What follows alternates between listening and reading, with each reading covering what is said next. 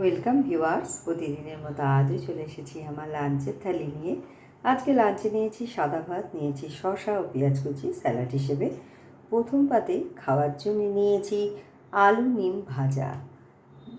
তেলে প্রথমে আলুটাকে ভেজে নিয়ে ওর মধ্যেই নিম পাতাগুলোকে দিয়ে নুন হলুদ ও সামান্য মিষ্টি দিয়ে আমি এটা তৈরি করেছি।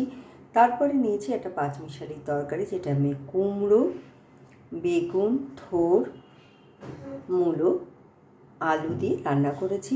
ফোড়নে দিয়েছি 5 ফোড়ন ও শুকনো লঙ্কা, আর নামানোর সময় ভেজে রাখা বড়ি গুঁড়ো করে আমি এর মধ্যে দিয়েছি।